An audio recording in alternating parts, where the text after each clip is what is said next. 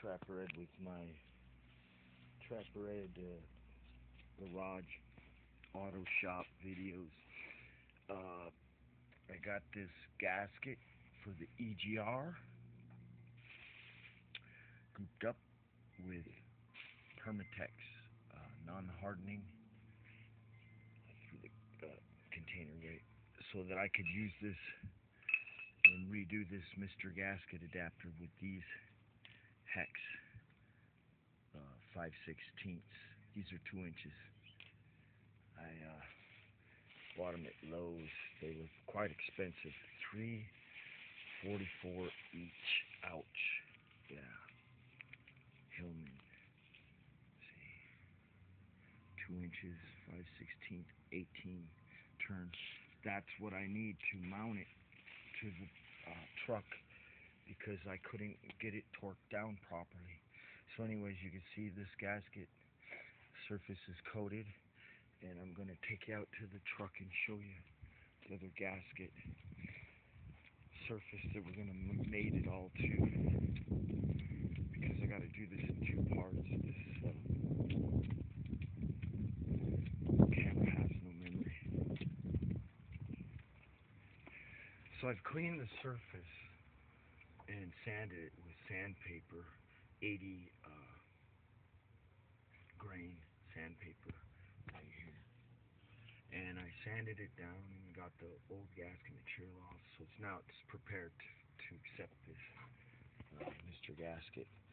So I'm letting it tack up, and then I'm going to put the wet surface down and coat over it with this Forma gasket sealant, number 2 non-hardening. It's Permatex. That should cure the vacuum leak that I have once I get it torqued down. Now you want to make sure the position is properly. So I kind of already looked it over when I set to gooping this up. So see this EGR hole? Yeah, you need that cover. So just line it up like so.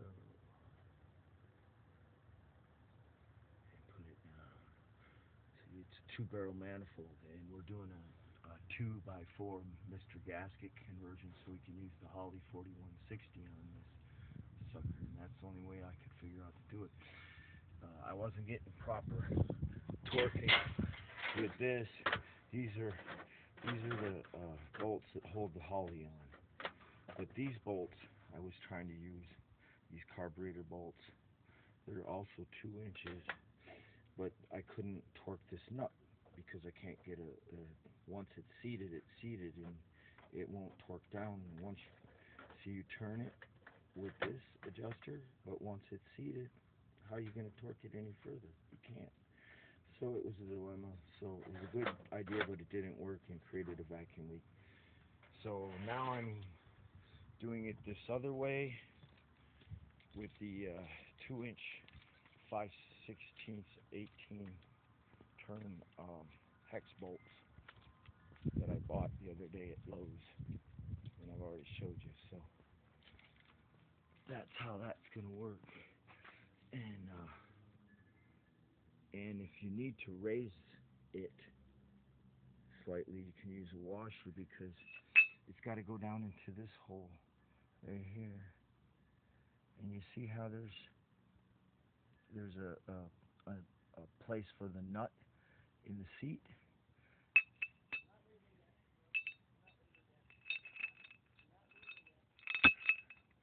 But if you use the hex nut, it goes all the way into the seat. So if you need to lift it up slightly to gain more torque, you can use a washer.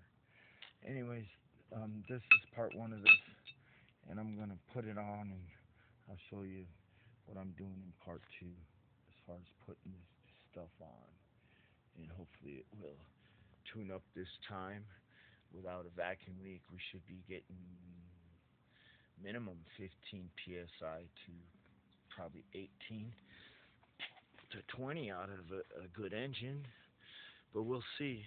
The most I could get out of it before was about 12, and that was too low and it was overheating. So anyways, this is trap red. We're gonna put this Holly 4160 on it again and give it another try. I've already calibrated this. I set up the float levels, front and rear, primary and secondary. I set up the fuel oil mixtures to exactly 1.5. The curve idle's been set up, and also the fast idle. It's all been set up, along with the accelerator pump adjustment. So it should be good to go. You know, I took it all apart and hosed it out with carburetor cleaner and everything. So the jets are cool, and check the power valve, and it's all good. It should work good. All right, this is Trap Red.